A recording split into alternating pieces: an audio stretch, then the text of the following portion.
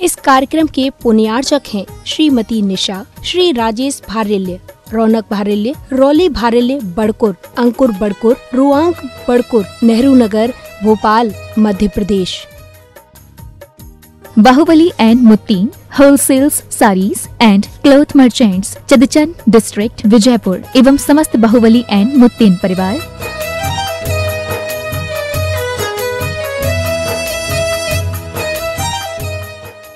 महावीरा ज़ीरोन, आपकी हर फसल का विश्वास। महावीरा ज़ीरोन 5-in-1 के साथ किसानों की खुशी हमारे लिए सर्वोपरि है। महावीरा ज़ीरोन RM phosphates, Indore, Dewas, Mumbai and Dhule. Customer care number 8956926412।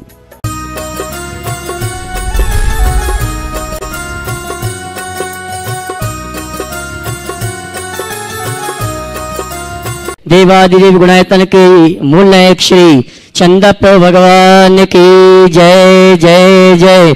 देवादिदेव Shri Chintamani Parshvanath भगवान की जय जय जय। संत शिरोमणि गुरुआचार्य श्री विद्यासागर जी महाराज की जय जय जय।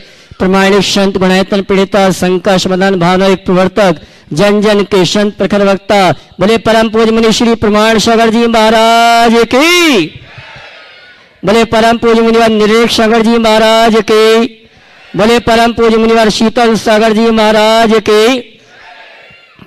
तीर्थराज संदेश शिखर की तलहटी में स्थित आत्म विकास का दिव्य सदन, जैन सिद्धांतों की वैज्ञानिक प्रयोगशाला, जहां बोलेगा समोषण और जहां अद्भुत उत्कृष्ट पंचायतन शैली में भव्य जिनालय ज्ञान मंदिर का निर्माण हो रहा है। ऐसे गुणायतन से हम सायंकालीन शंका समाधान का कार्यक्रम प्रारंभ करें, उसके पूर्व टीवी चैनल के माध्यम से जिस कार्यक्रम को देख सुन रहे हैं और यहाँ पर उपस्थित समस्त श्रावक श्राविकाओं का गुणायतन और श्री शिवायतन परिवार हार्दिक अभिनंदन स्वागत करता है। चलते हैं प्रतिदिन की बातें। परम पूज्य मुनि संघ के श्री चरण में नमन करते हुए आशीर्वाद प्राप्त करेंगे और निवेदन करेंगे शंका समाधान के कार्यक्रम के लिए हाथ जोड़ लें। बोलेंगे हे मुनिवर नमोस्तु, हे गुरुवर नमोस्तु, हे मुनिवर नमोस्तु। आइए मुनि संघ के आशीर्वाद से हम और आप टीवी चैनल का बहुचर्चित विश्वख्यात शंका समाधान का कार्यक्रम प्रारंभ करें। उसके पूर्व गुणायतन का अवलोकन करने के बाद जिन्होंने गुणायतन से जुड़ने का सौभाग्य प्राप्त किया उनके नामों की घोषणा कर रहा हूं। अगर यहाँ पर उपस्थित हैं अपने स्थान में खड़े होकर गुरुवर का आशीर्वाद प्राप्त करेंगे और कैमरा में सभी को कवर करेंगे। स्वर्ण दान देकर जिन्होंने अपने भविष्य को स्वर्णिम रूप प्रदान किया है, पीड़वासी गुप्त दान में हमें स्वर्ण आभूषण प्राप्त हुए, जोरदार ताली बजाकर उनका सम्मान करें। इसी क्रम में निर्माण निधि के रूप में गुणायतन से जुड़ने का अवसर प्राप्त किया स्वाति जी गुगरी बेंगलोर, भरतेश जी वासुदेव हंजी बेलगावी, अमोल अशोक घोड़के जी कोल्हापुर अगर उपस्थित है अपने स्थान में खड़े होकर गुरुवर का आशीर्वाद प्राप्त करेंगे। इसी क्रम में सूत्रधार के रूप में गुणायतन से जिन्होंने जुड़ते हुए अपने भविष्य को स्वर्णिम रूप प्रदान किया है श्रीमती निधि जी, श्री अमित गुप्ता जी देहरादून उत्तराखंड, इन्होंने ऑनलाइन सूत्रधार के रूप में जुड़ने का अवसर प्राप्त किया। मैं चाहूंगा इनके सम्मान के लिए जोरदार ताली बजाकर इनका सम्मान करें। और आइए चलते हैं शंका समाधान का कार्यक्रम हम और आप प्रारंभ करें। सबसे पहले प्रथम शंका के लिए मैं आमंत्रित करूंगा नागपुर से श्रीमती उज्ज्वला जी राव का, उसके बाद तैयार रहेंगे वंडा सागर से श्रीमान अंकित भाई जी, वंडा से भाई अंकित जी, उसके बाद तैयार रहेंगे श्रीमती राजकुमार जी महेंद्र जी सेठी बेंगलोर वाले। हे स्वामी जी नमोस्तु नमोस्तु नमोस्तु। मेरा प्रश्न ये है, हम अपने व्यवहारिक जीवन में कब असफल माने जाएंगे? अपने व्यवहारिक जीवन में कब असफल माने जाएंगे? वैवाहिक जीवन में कब असफल माने जाएंगे? देखो, वैवाहिक जीवन को सफल बनाने के बारे में तो लोगों ने बहुत सवाल किए। पहला सवाल है कि वैवाहिक जीवन में कब असफल मानेंगे, तो मैं कहूँगा वैवाहिक जीवन में वो असफल माना जाता है जिनकी आपस में सामंजस्य न हो, शील संयम सदाचार का पालन न हो, संतति न हो और मोक्ष मार्ग का लक्ष्य न हो। समझ गए? जिनकी खटपट चल रही है वो वैवाहिक जीवन में असफल है। जिनके जीवन में शील संयम सदाचार नहीं यानी यौन सदाचार का पालन नहीं है, उनका वैवाहिक जीवन असफल है। जिनके जीवन का लक्ष्य नहीं है, उनका वैवाहिक जीवन भी असफल है। हमारा लक्ष्य होना चाहिए कि हम गृहस्थ आश्रम से वानप्रस्थी हों और जानबूझ करके संतानोत्पत्ति की प्रक्रिया न अपनाने वाले का वैवाहिक जीवन असफल है। समझिए। श्रीमती राजकुमारी जी, महेंद्र जी, सिटी बेंगलोर वाले, उसके बाद तैयारेंगे दक्ष जैन सागर। नमोस्तु महाराज श्री, नमोस्तु समस्त मुनिगणों को भी नमोस्तु। मैं ये सवाल अपनी मम्मी जी की तरफ से लाई हूँ बेंगलोर से। अस्वस्थ रहने के समय किसी भी ग्रंथ का स्वाध्याय या प्रवचन यदि हम बिस्तर पर लेटकर यूट्यूब के माध्यम से सुनते हैं तो क्या हमें कर्मों का आश्रम होता है?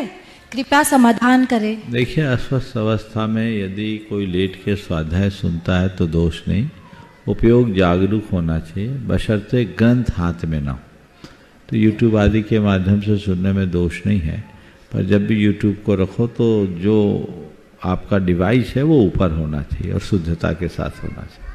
उपयोग को रमाने का एक अच्छा रास्ता है, मुनियों के लिए जब संलेखना चलती है और वो लेटे रहते हैं तो भी उनको धर्म ध्यान की बातें सुनाई जाती है, तत्व ज्ञान की बातें सुनाई जाती है, तो उसमें दोष नहीं। लेकिन हाँ, ऐसे मौके में विशिष्ट सिद्धांत ग्रंथों का अध्ययन नहीं होना चाहिए।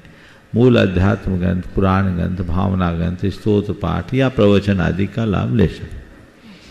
धन्यवाद। दक्ष जैन सागर, उसके बाद तैयारेंगे श्री कृष्णा जी रघुवंशी, उदयपुरा रायसेन। नमोस्तु महाराज जी, मेरा यह प्रश्न है कि जब भी मैं पढ़ाई करूं और कुछ याद ना हो तो हम लोग क्या करें, और उसका हम लोग को एक मंत्र चाहिए है। पढ़ाई करें और याद ना हो तो क्या करें, है ना?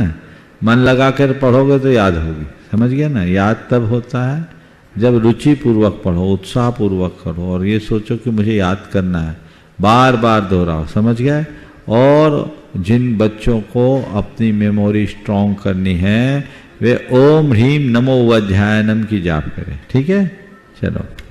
मैं निवेदन करना और मोबाइल कम चलाए, गेम्स कम खेले, डिस्ट्रैक्शन से बचे।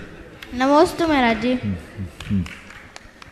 मैं निवेदन करना चाहूंगा जिनके नामों की घोषणा हो पहले से खड़े हैं, जिससे अधिक लोगों को शंकाओं का समाधान प्राप्त हो सके।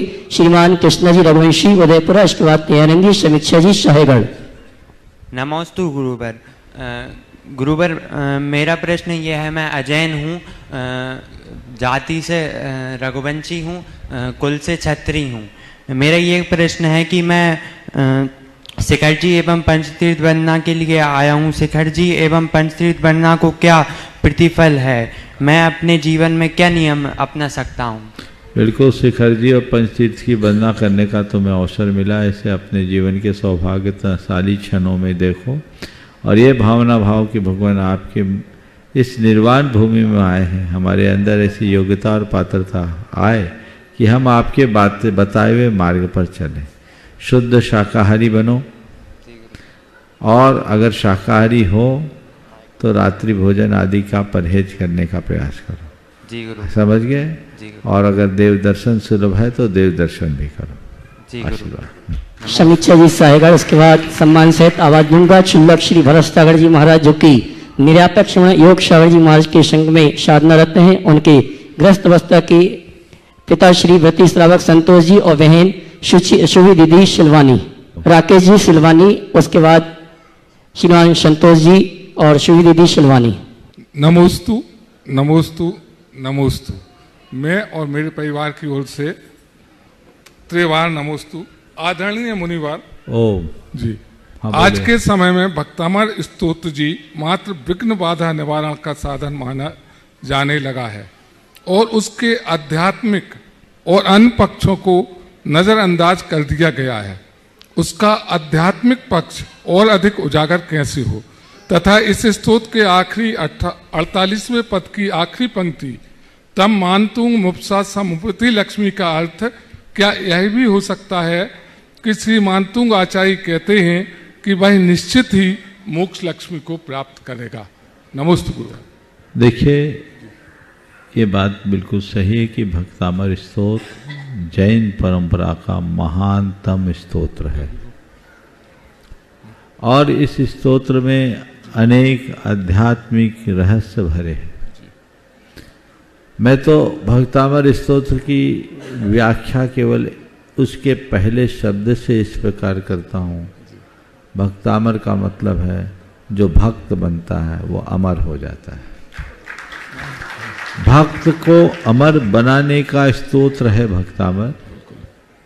मैंने अनेक बार भक्तामर स्तोत्र की व्याख्या उसकी आध्यात्मिकता को रेखांकित करते हुए की है, उसकी आध्यात्मिक विवेचना की। आजकल उसे एक हीलिंग का माध्यम भर बना लिया गया है। ये सच है कि स्तोत्र पाठ आदि भी हमारे रोग शोक के निवारण में निमित्त बनते हैं, लेकिन मैं कहता हूँ इस स्तोत्र को केवल रोग शोक के निवारण का उपाय मत बनाओ, इसे भवरोग से मुक्ति का आधार बनाओ। यही हमारा लक्ष्य होना चाहिए, तब हम उसका वास्तविक लाभ ले पाएंगे। जहाँ तक अंतिम श्लोक के अंतिम छंद के अंतिम पंक्ति, तब मान तुंग मौषा समुपैति लक्ष्मी, ये अर्थ मानतुंग आचार्य का श्लेषात्मक अर्थ निकलता है, लेकिन मान तुंग, मान के उत्तुंग शिखर पर पहुँचे हुए उस औषा लक्ष्मी, मुक्ति रूपी लक्ष्मी अवश्य होकर उनकी शरण में आ जाती है। इसका सार ये है, भाव ये है कि जो भक्तामर का अच्छे तरीके से स्तवन करता है उसके लिए मुक्ति बहुत सुलभ हो जाती है। ब्रिटिश रावर संतोष जी वह श्री दीदी सिलवानी सा परिवार। उसके बाद आवाज दूंगा लोको पायलट रेलवे श्रीमान जितेंद्र जी ललितपुर। नमोस्तु महर्षि जी, इच्छामि महर्षि जी।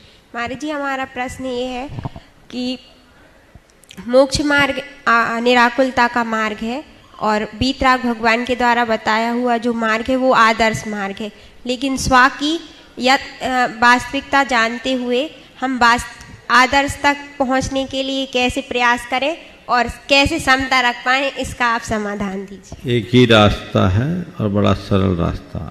अपने लक्ष्य को सामने रखो और वैराग्य को पुष्ट करते रहो, अपने आप रास्ता प्रशस्त हो। नमोस्तु महर्षि। श्रीमान जितेंद्र जी ललितपुर, उसके बाद तैयार देंगे श्रीमान पंकज शास्त्री शलुम्बर। नमोस्तु महाराज जी, नमोस्तु नमोस्तु। महाराज जी, मैं रेलवे लोको पायलट हूँ, ट्रेन चलाता हूँ और ट्रेन चलाते हुए कभी कभी जानवर या आदमी भी कट जाते हैं, तो उसमें दोष किसका है महाराज से? देखिए, ट्रेन में कोई भी यात्रा करते हैं, आप अपनी ड्यूटी कर रहे हैं, पहली कोशिश करनी चाहिए कि जितना बन सके बचाएं। महाराज जी, कोशिश पूरी कर। हॉर्न का अतिरिक्त प्रयोग करें और जो भी आपको नॉर्म्स है ट्रेनिंग में बताई जाती है उसको करें। पर ये दुर्घटनाएं घटती है, इसका दोष केवल ट्रेन चालक को नहीं, जितने लोग ट्रेन में सवार हैं सबको लगता है। महाराज जी, तो उस दोष के लिए सुनिए मेरी पूरी बात। ट्रेन में सवार जितने लोग हैं सब दोषी हैं, क्योंकि आप ट्रेन में यात्रा कर रहे, ट्रेन तो आपके निमित्त से चल रही, इसलिए वे सभी दोषी हैं। और ये एक प्रकार की आरंभी हिंसा है, संकल्पी हिंसा नहीं।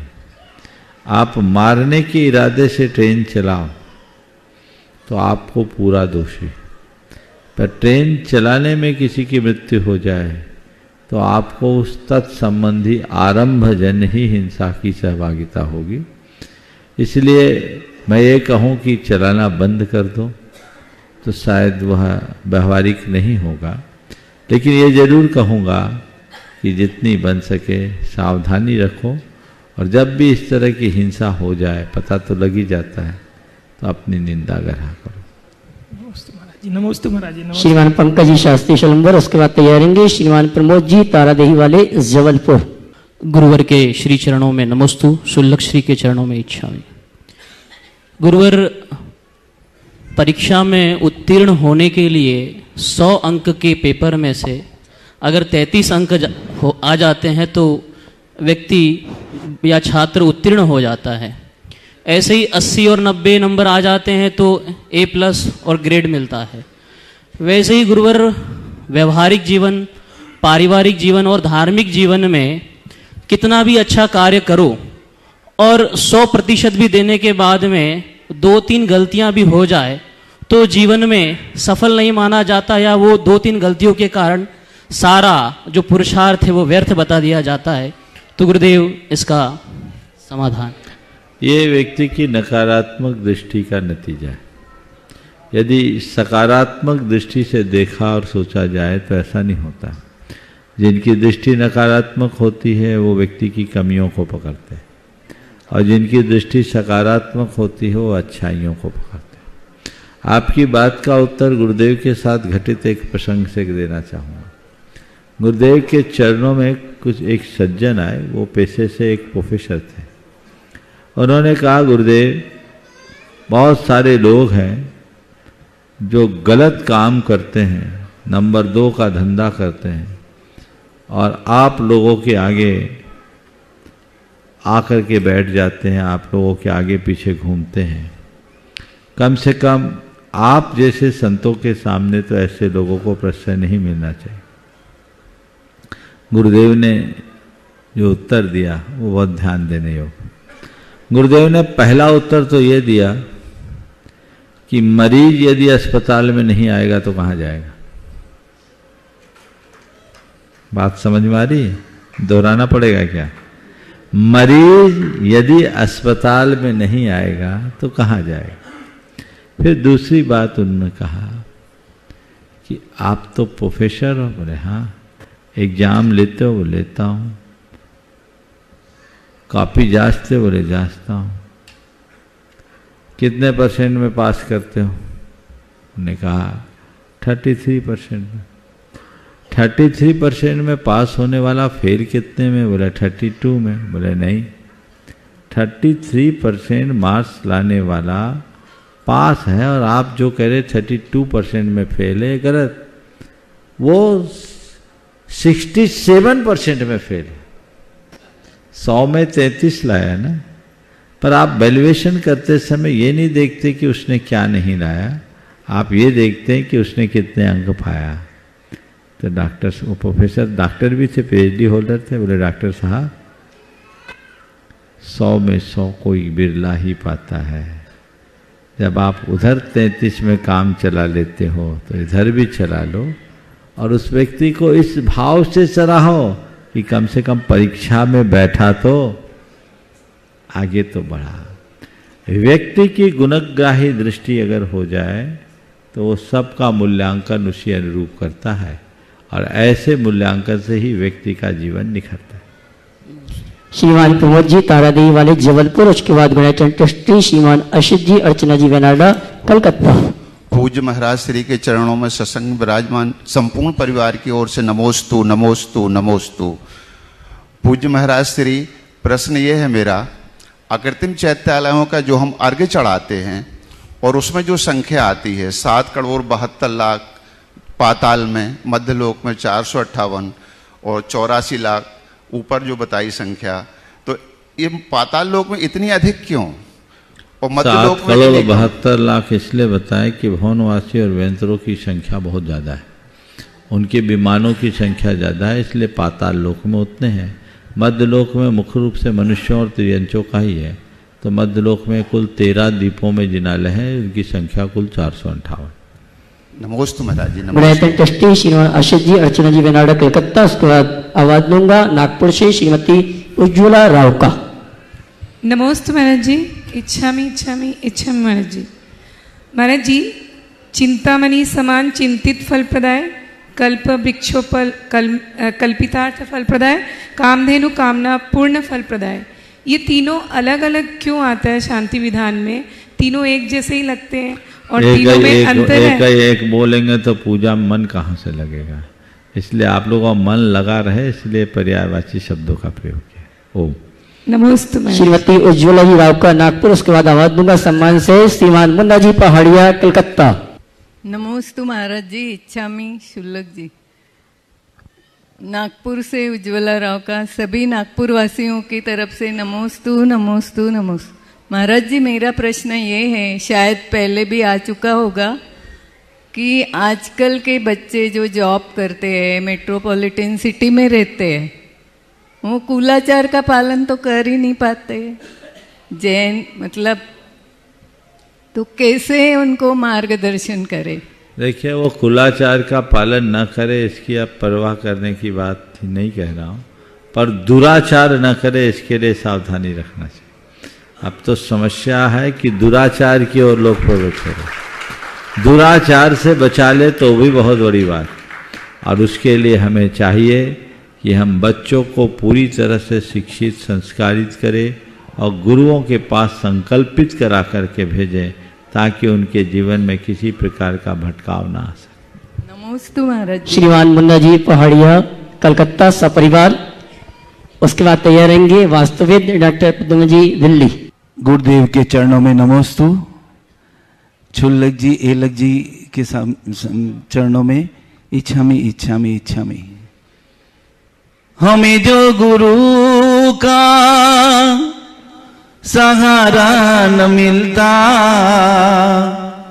भंवर में गिर गए थे, किनारा न मिलता, दिखाई न देती अंधेरे में ज्योति, अगर गुरु न होते, अगर गुरु न होते, अगर गुरु न होते, अगर गुरु न होते।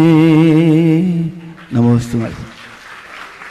महाराज से मेरा प्रश्न ये है कि हम लोग सामग्री में बादाम वगैरह जो भी द्रव्य चढ़ाते हैं, वो द्रव्य चढ़ने के बाद वापस बाजार में बिक जाती है, और बाजार में हम ही लोग खरीदते हैं। जब उनको बोला जाता है कि हाँ ये द्रव्य चढ़ा हुआ है, आप क्यों चढ़ा रहे हैं, तो बोलते हैं हमने तो परचेज करके ही लाए हैं। तो उसमें क्या, उसका क्या किया जाए, कैसे हम लोग इसको सामंजस्य बैठाएं? ये बड़ी गंभीर समस्या है। द्रव्य सामग्री आप लोग चढ़ाते हैं, वो कहीं न कहीं तो खपती है, लेकिन इस प्रकार से बाजार में भेजने से वो कई प्रकार से आपके पास आती है, या फिर अभक्ष्य वस्तुओं का भक्षण करने के लिए काम में आती है। मैंने अनेक बार अपने विचार इस संदर्भ में प्रकट किए हैं, और शास्त्रों के अनुसार इस पर मूल अधिकार तो पशु पक्षियों का है। आपने जो द्रव्य चढ़ा दिया वो बिकना नहीं चाहिए, पशु पक्षियों के उपभोग में आना चाहिए। लेकिन अब कुछ सामग्री ऐसी होती है जो पशु पक्षियों के खाने योग्य नहीं होती, इसलिए मैं सलाह दूंगा, पहले उत्तम तो यह है कि ऐसी सामग्री चढ़ाओ जो सीधे कंज्यूम हो जाए, बाजार में आए। मैं उदाहरण दूंगा उदयपुर का। जब मैंने वहाँ प्रस्ताव रखा कि वहाँ की कोई भी द्रव्य सामग्री माली को न देकर पशु पक्षियों के लिए दिया जाए, वहाँ के अशोक नगर के, नेमी नगर के, केशव नगर के और कई अन्य मंदिरों के प्रबंधकों ने तय किया, माली को पगार देना शुरू किया, और वो दाना पूरा जो कुछ भी द्रव्य सामग्री चलती है वो छतों पर बखेरते हैं।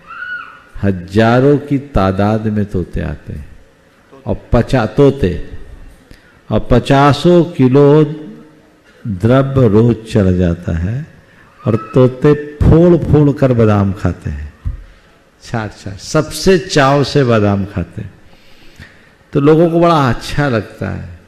सवेरे से जब तोतों का समूह आता है तो लोग फोटो खींचते। तो ये अगर व्यवस्थाएं बन जाए तो सबसे उत्तम है। हमने चढ़ा दिया, अब उसका हमारे लिए कोई मूल्य ही नहीं होना चाहिए।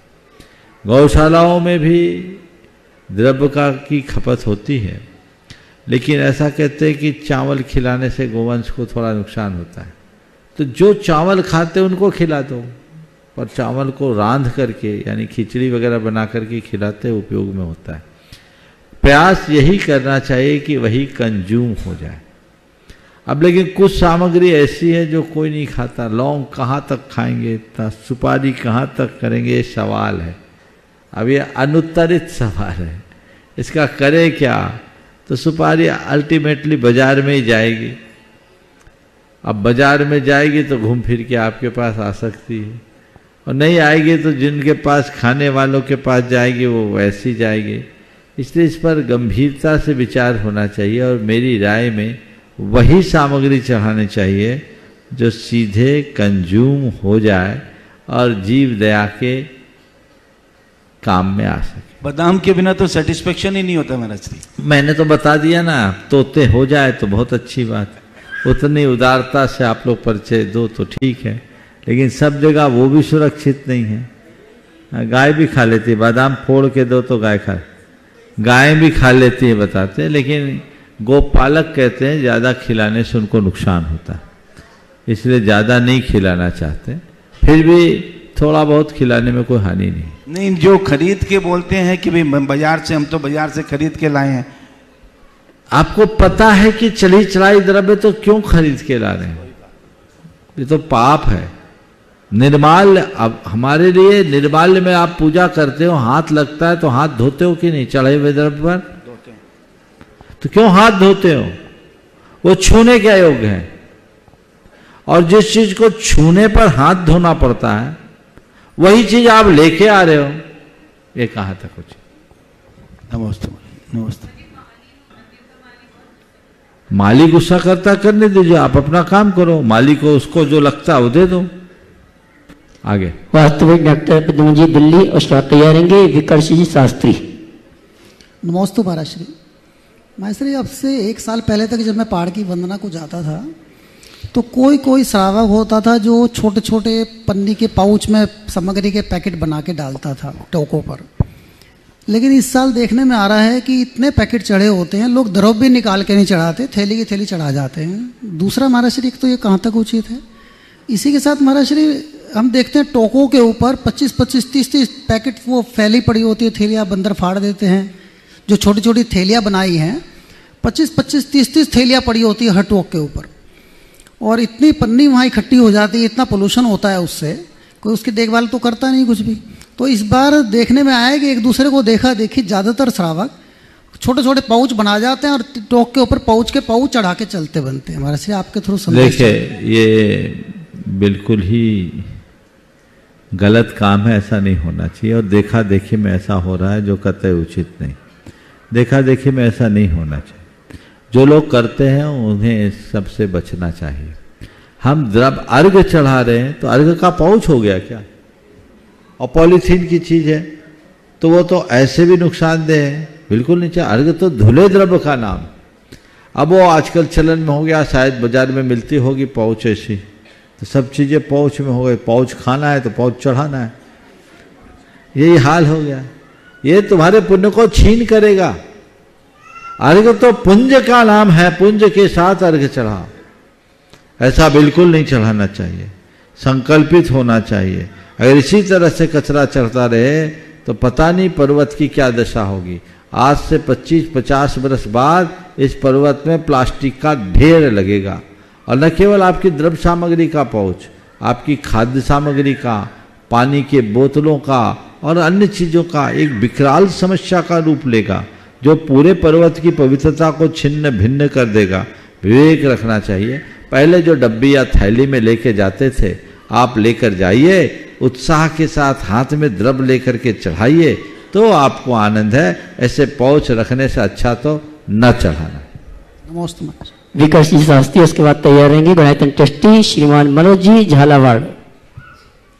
पूज्य गुरुवर के चरणों में कोटि कोटि नमोस्तु। 2 पंक्तियों के साथ अपना प्रश्न रख रहा हूं। गुरुवर श्री प्रमाण के वर्षों का समर्पण, जय गुणायतन कहो जय जय गुणायतन। गुरुवर श्री प्रमाण के वर्षों का समर्पण, जय गुणायतन कहो जय जय गुणायतन। जय गुणायतन कहो जय जय गुणायतन। कैसा है गुणायतन? धर्म और विज्ञान का अद्भुत ये मिलन है, धर्म और विज्ञान का अद्भुत ये मिलन है, आत्म के विकास का ये दिव्य सदन है, जिन वाणी बोलती हुई देखेगा ये वतन, जिन वाणी बोलती हुई देखेगा ये वतन, जय गुणायतन कहो जय जय गुणायतन। और बस वो दिन दूर नहीं जब हम गुणायतन का पंच कल्याणक देखेंगे।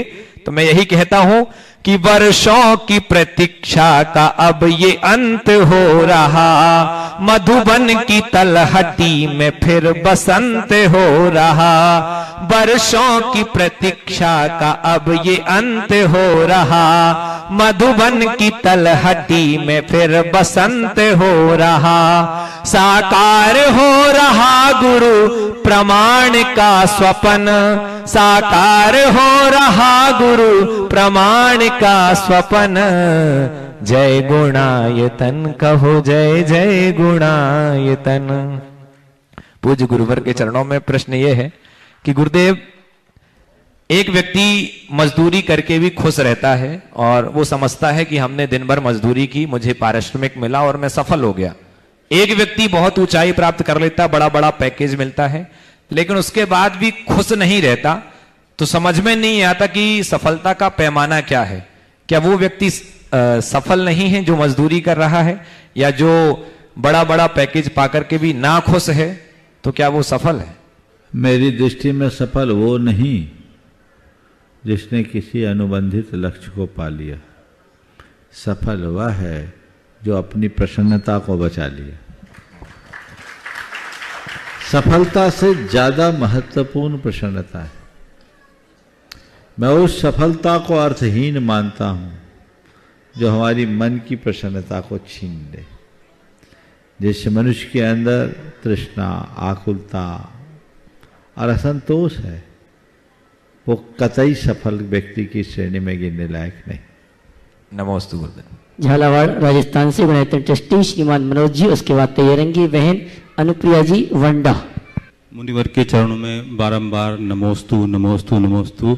शिवलक जी के चरण में इच्छा में महाराज जी, मेरा प्रश्न ये है कि केवल ज्ञानी अरिहंत परमेष्ठी भगवान को सिद्ध परमेष्ठी किस रूप में कैसे दिखाई देते हैं, थोड़ा विस्तार से समझाएं प्लीज।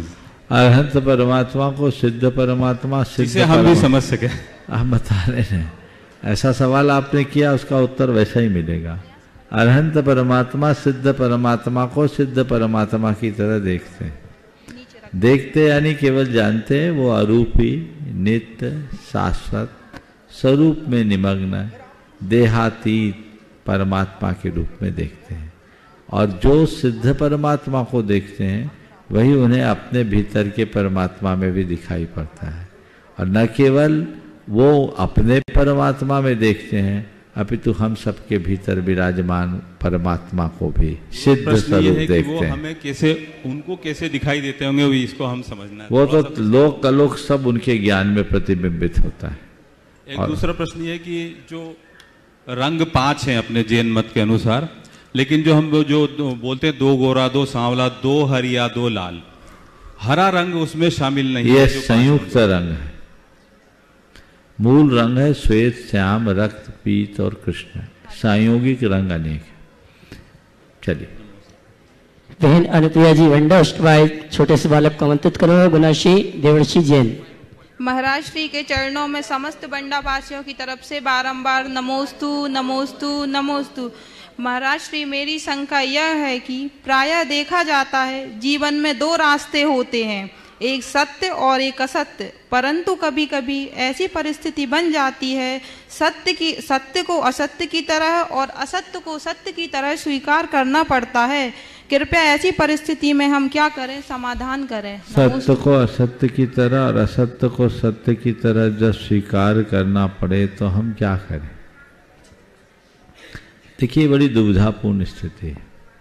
अगर सत्य को असत्य की तरह स्वीकार करना पड़ रहा है, इसका मतलब आप दबाव और प्रभाव में, अथवा असत्य और को सत्य की तरह स्वीकार करना पड़ रहा है तो भी आप दबाव और प्रभाव में।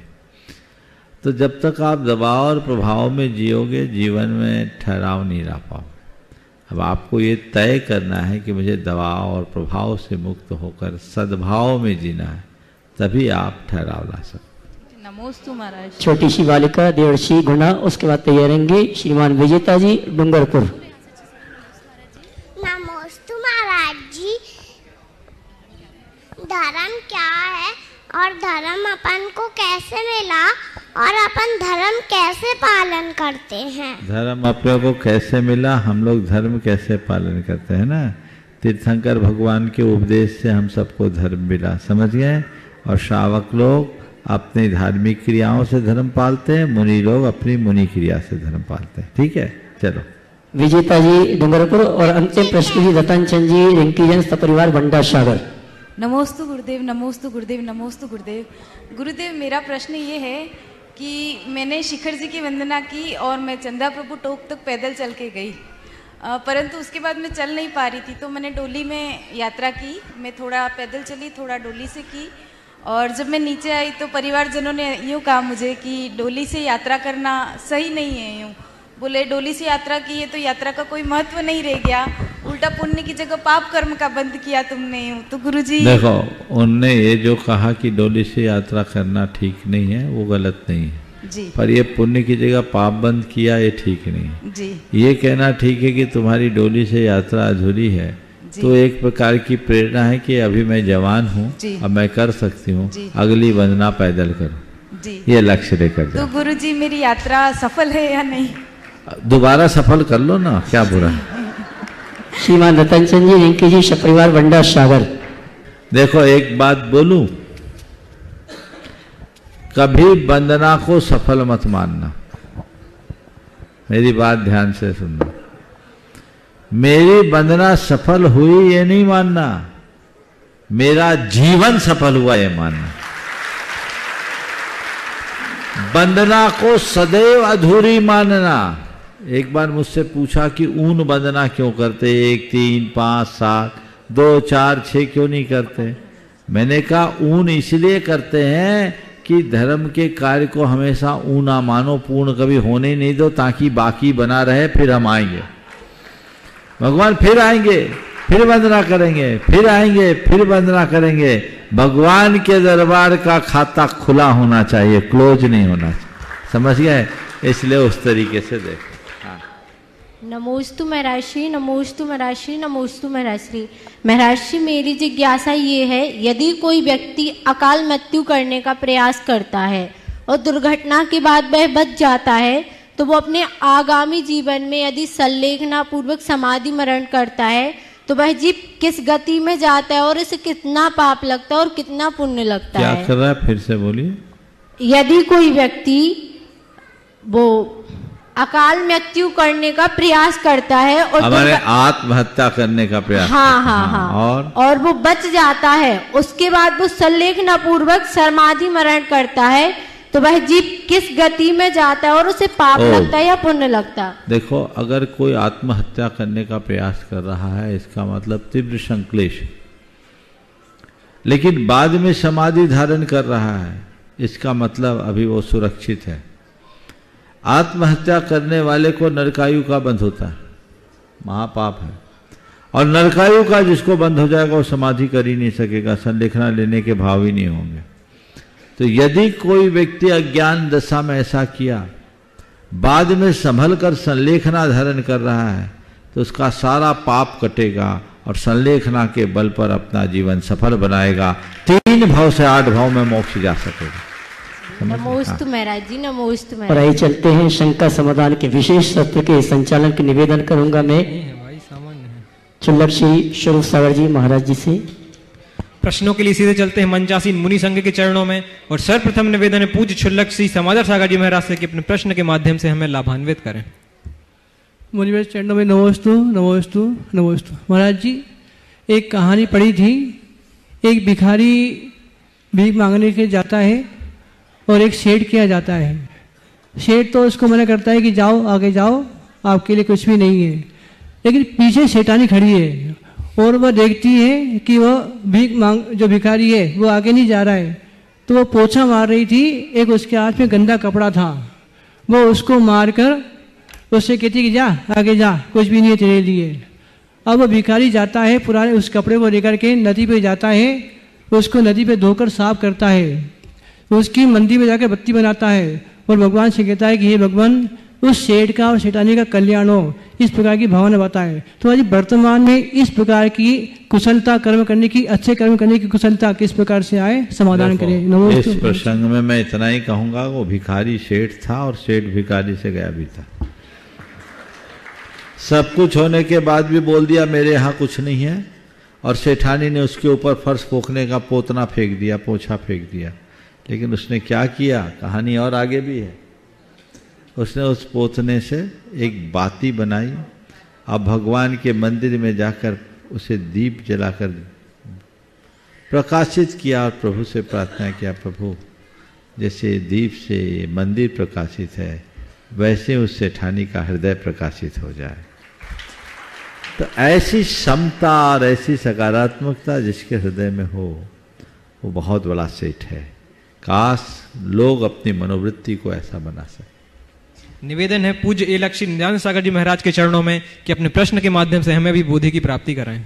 नमोस्तु महाराज जी।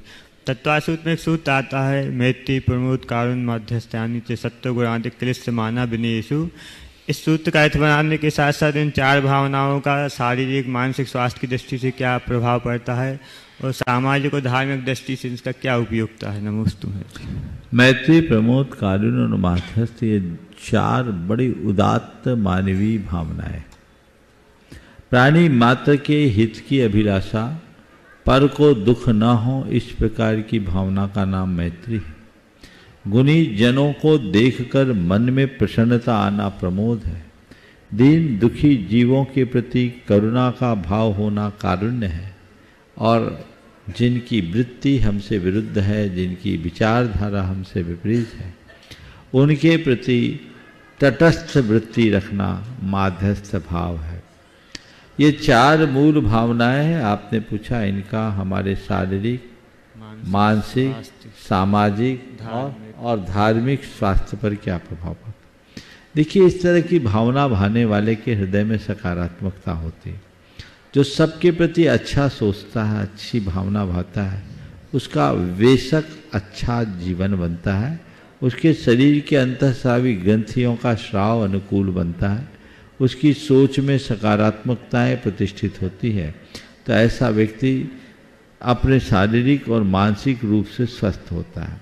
ऐसी भावना भरने वाले व्यक्ति के हृदय में पर दुख कातरता और उसके साथ साथ संवेदनशीलता का प्रबल पुट दिखता है। वो सकारात्मकता से भरा होता है।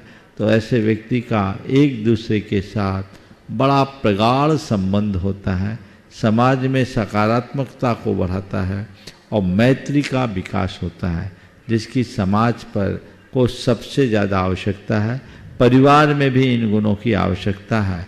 धार्मिक जीवन के लिए भी व्यक्ति को संवेदनशील होना, करुणाशील होना, उदार हृदय होना बहुत जरूरी है, जो उसकी धार्मिकता को भी पुष्ट करता है। इसलिए ये भावनाएं सबको नित्य प्रति भाते रहना चाहिए। नमोस्तु पूर्वक निवेदन है परम पूज्य मुनिवर श्री निर्वेक सागर जी महाराज के चरणों में कि हमारी निर्वेक वृद्धि हेतु अपना प्रश्न प्रेषित करें। ओ मुनीश्वरी को नमोस्तु करते हुए, हिंसा आदि पांच पाप दुख रूप ही हैं, ऐसा कुछ उमा स्वामी महाराज ने तत्वार सूत्र में कहा है। और आज धर्म से ज़्यादा अधर्म के वास्तविक स्वरूप को समझने की आवश्यकता है, क्योंकि बार बार आप भी कहते हैं अधर्म को अच्छे से जान लो तो धर्म तो हमारे भीतर से स्वयं ही प्रकट हो जाएगा। रावण का जन्म पहले हुआ, राम का जन्म बाद में हुआ। आज हमारे जीवन में दिन प्रतिदिन नए नए हिंसा के रूप प्रकट होते चले जा रहे हैं और व्यक्ति उस हिंसा को हिंसा मान भी नहीं पाता। ऐसी परिस्थिति में परम पूज्य अमृतचंद आचार्य जी ने पुरुषार्थ सिद्धि उपाय में हिंसा के अनेक रूपों का वर्णन किया है। यदि ये हमें समझ में आ जाए तो शायद हिंसा को पाप मान के उससे बचा जा सके। एक 55 नंबर के श्लोक में उन्होंने कहा है, एक जीव हिंसा करता है, फल के भागी बहुत सारे लोग हो जाते हैं, अथवा बहुत जीव हिंसा करते हैं तो फल का भागी एक होता है। आखिर ये परिस्थिति हमारे जीवन में कब घटती है कि एक हिंसा करे बहुत से लोगों को फल मिलता है, अथवा बहुत लोग हिंसा करे और एक ही को उसका फल भोगना पड़ता है? ऐसा किस प्रकार से करे एक भरे अनेक और करे अनेक भरे एक। मैं 2 उदाहरण देता हूं। एक व्यक्ति ने कोई संगीन अपराध किया, संकट पूरे परिवार को होता है कि नहीं? बोलो क्या हुआ? करे एक भरे अनेक। युद्ध लड़ा जा रहा है, हजारों योद्धा एक दूसरे से लड़ रहे हैं, लाखों। अभी इजराइल और हमास का युद्ध चल ही रहा है। चल रहा है कि बंद हो गया? हाँ, चल ही रहा है। भावना भाव जल्दी बंद हो। तो युद्ध हो रहा है, उसका फल कौन भोगता है? अकेला राजा। फल कौन भोगेगा? वो किसके लिए लड़ रहे? राजा के लिए। किसके कहने से लड़ रहे? राजा के कहने से। राज्य किसका? जो युद्ध लड़ रहा उसका या लड़वा रहा उसका? करे अनेक भोगे एक, और करे एक भोगे अनेक। ये उदाहरण इस तरह के बनते हैं। तो हमें इन दोनों स्थितियों को देखते हुए अपने आप को हिंसा से यथासंभव बचा के रखना चाहिए। अगले क्रम में निवेदन है पूज्य क्षुल्लक श्री आदर्श सागर जी महाराज से कि अपने प्रश्न के माध्यम से हमें लाभान्वित करें। महाराज जी, आचार्य श्री ने एक सूत्र दिया था, उत्साह रखना, उत्सुकता नहीं। महाराज जी, इसके भावार्थ समझाने की कृपा करें। उत्साह नहीं, उत्साह रहे, उत्सुकता भगे मिटे तो अगाध धैर्य। आचार्य महाराज का एक हाइकू है। उत्साह जगे, उत्सुकता मिटे तो अगाध धैर्य। देखिए, उत्साह और उत्सुकता में बड़ा अंतर है। उत्साह किसी भी कार्य को करने की आंतरिक ललक का नाम उत्साह है, और जब तक उत्साह नहीं होता तब तक किसी कार्य का मजा भी नहीं आता। अब मैं बोल रहा हूँ, ठीक है, आपने सवाल दिया, उत्तर है इसका ऐसा है, देख लो। ये सवाल तो रोज रोज आता है। अब ये मैं बोलूँगा, आप लोगों को नींद आएगी कि नहीं आएगी? हाँ, अब मैं कहूँगा नहीं, उत्साहित होकर के काम करने की जरूरत है। जो काम करो पूरे प्राणों से करो, इसी का नाम उत्साह है। अंदर के ओज का सम्मिश्रण जब होता है तब उत्साह प्रकट होता है। बल्कि उत्साह एक प्रकार का ओज है।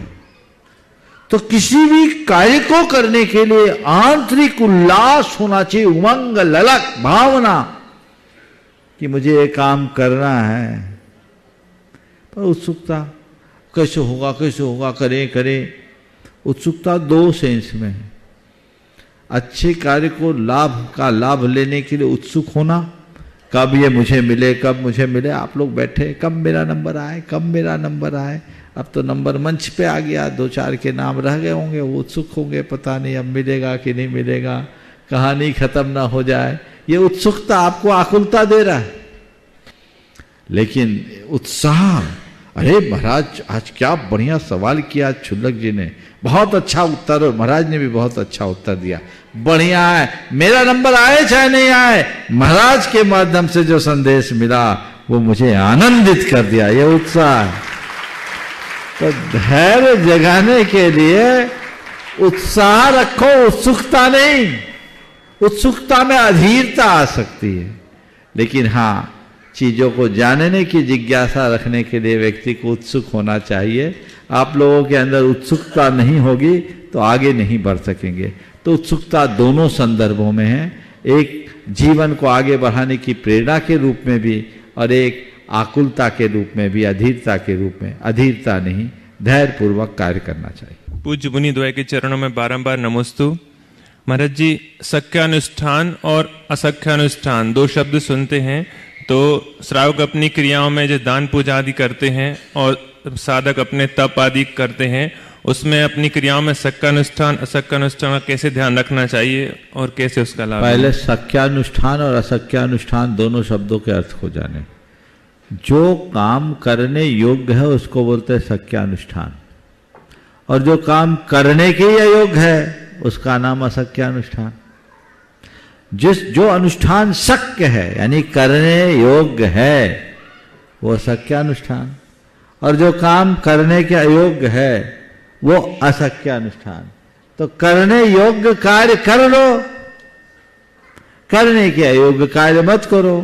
तो जितना संभव है वो करो, उसमें अपनी ओर से ढिलाई मत करो, ये सख्यानुष्ठान। कई लोग अपने मन के आलस और प्रमाद को ढांकने के लिए कहते हैं सख्यानुष्ठान, वो चीज ठीक नहीं। श्रीमती आशा जैन सागर बाहुबली कॉलोनी, उसके बाद तैयार रहेंगे श्रीमान महेंद्र जी गोधा कोटा सपरिवार। नमोस्तु महाराज जी, नमोस्तु महाराज जी, नमोस्तु महाराज। विश्व प्रसिद्ध शंका समाधान प्रणेता श्री प्रमाण सागर जी महाराज के चरणों में कोटा के सभी धर्मबंधुओं की तरफ से नमोस्तु नमोस्तु नमोस्तु। महाराज जी, मेरी एक शंका है, पार्श्वनाथ स्त्रोत में महावीर स्वामी के युद्ध में तू चितावे ऐसे आया है, तो महावीर स्वामी तो बाद में हुए, पार्श्वनाथ भगवान पहले हुए क्या? तो पार्श्वनाथ स्त्रोत में महावीर को युद्ध में तू चितावे, महावीर को या भगवान महावीर नहीं, जो महायोद्धा है महावीर, उनकी बात है। चलो आगे बढ़ो। श्रीमती आशा जैन बाहुबली कॉलोनी सागर, उसके बाद तैयार रहेंगे सरिता सेठी हजारीबाग। सरिता जी सेठी हजारीबाग तैयार रहेंगे अगले प्रश्न लिए। मेरे आराध गुरुओं को बारंबार नमोस्तु नमोस्तु इच्छामि महाराज जी। महाराज जी, जीवन में संघर्ष, परिवार में संघर्ष करते हुए सफलता नहीं मिलती, फिर भी मोह क्यों नहीं टूटता?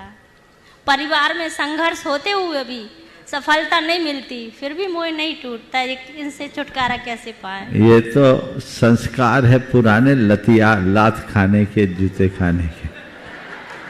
हाँ, सब अपने परिवार में दुत्कारे जाते फिर भी चिपके रहते, और परिवार में सफलता होती तो भगवान बन क्यों जाते? समझ गए? इसलिए जीवन के चरम लक्ष्य को समझो और आगे बढ़ो। श्रीमती सरिता जी सेठी हजारीबाग, उसके बाद समीक्षा जी गढ़ाकोटा। नमोस्तु महाराज श्री, नमोस्तु महाराज श्री। इच्छामि क्षुल्लक जी। महाराज श्री, जैसे हम लोग मंदिर में पूजन करते हैं, एक थाली में 5-6 औरतें लोग बैठ जाते हैं और वही साथ में शांति धारा होने लग जाता है। जैसे पूजन करते हैं, शांति धारा भी हो रहा है। सुन लिया। हाँ, तो लोग है ना पूजन छोड़ के 5-6 जितने भी लेडीज लोग, हम लोग भगवान को आह्वान करके ढोंगन में उसमें बुलाते हैं, और वो सब छोड़ के अभिषेक शांति धारा देखने चले जाती है। तो क्या ये सही है? देखो, शांति धारा भी एक प्रकार की पूजा का अंग है, तो इसमें एक काम कर लो तो सब सही हो जाएगा। जब पूजा का संकल्प लो तो ये कहो कि शांति धारा भी मेरे बीच की पूजा का अंग है, और काम से भी तो उठ के जाना पड़ता है बीच में। नहीं, तो सारी की सारी जैसे औरतें लोग उठ के चल जाए, पूरा तो वो खाली हो जाता है वो जगह। सबसे उत्तम उपाय तो यह है कि शांति धारा के बाद पूजा करो, तो समस्या ही हल हो जाएगी। या शांति धारा के इतने पहले पूजा करो कि शांति धारा का टाइम आते आते पूजा ही खत्म हो जाए, उत्तम यही है। पर बीच में है तो उस शांति धारा को पूजा का अंग मानकर चल सकते। समीक्षा जी गढ़ाकोटा, उसके बाद श्रीमती पद्मा जी रायपुर। पूज्य महाराज श्री के चरणों में मेरा और मेरे परिवार की ओर से बारंबार नमोस्तु नमोस्तु नमोस्तु। मुनिश्री, मेरा प्रश्न यह है कि अभी सोशल मीडिया पर आचार्य गुरुदेव के नाम के साथ कुछ कोटेशन ऐड की जा रही हैं।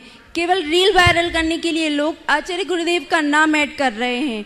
इन्हें आचार्य श्री कहते हैं, इस शब्द के साथ प्रतिदिन ऐड किया जा रहा है। लोग कहते हैं ये कोटेशन को कॉपी करके गुरुदेव का नाम ऐड किया गया है। तो क्या सोशल मीडिया पर इस तरह गुरुदेव का नाम ऐड किया जाना चाहिए? ऐसे लोग महापाप कर रहे हैं, एक प्रकार का अवर्णवाद कर रहे हैं। किसी दूसरे के कोटेशन को गुरुदेव के नाम से जोड़ना घोर अनर्थ है। गुरुदेव एक बहुत उच्च भूमिका को प्राप्त महान संत है, दार्शनिक चिंतक है। उनकी मौलिकता को बचा के रखना हम सबकी जिम्मेदारी है। जो लोग भी ऐसा करते हैं उनके विरुद्ध तो जो भी वैधानिक कार्यवाही वो कार्यवाही करना चाहिए, उन्हें हतोत्साहित करना चाहिए, उनसे कहना चाहिए नरक जाने का रास्ता मत खोलो, गुरुओं के नाम का दुरुपयोग मत करो। अपने लाइक्स को बढ़ाने के लिए, व्यूज को बढ़ाने के लिए इस तरह का घटिया हथकंडा अपनाना घोर निंदनीय है। इनसे पूर्ण परहेज होना चाहिए। श्रीमती पद्मा जी रायपुर। महाराज श्री के चरणों में नमोस्तु नमोस्तु नमोस्तु। सभी चुल्लक जी को इक्षामी इक्षामी इक्षामी। महाराज श्री मेरी शंका है कि मध्यलोक में हमेशा 3 कम 9 करोड़ मुनिराज ही क्यों रहते हैं, ये घटते बढ़ते क्यों नहीं है? हमेशा नहीं रहते, अधिकतम रहेंगे तो 3 कम 9 करोड़ होंगे, घटते बढ़ते भी हैं। समझ गए? इस प्रकार आज के सत्र को यहीं पर विराम। बोलिए परम पूज्य आचार्य गुरुवर श्री विद्यासागर। जय जय जय। बोलिए परम पूज्य मुनि श्री प्रमाण सागर जी महाराज जी की जय।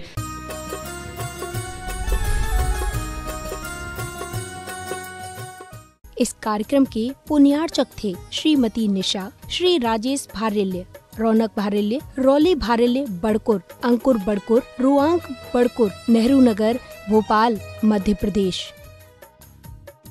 Baahubali and Muttin wholesales saris and cloth merchants, Chadchan district, Vijayapur एवं समस्त बाहुबली एंड मुत्तीन परिवार।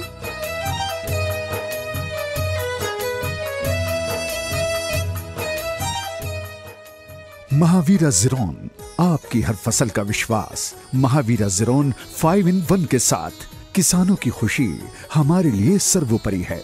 महावीरा ज़ीरोन RM phosphates, Indore, Dewas, Mumbai and Dhule. Customer care number 8956926412।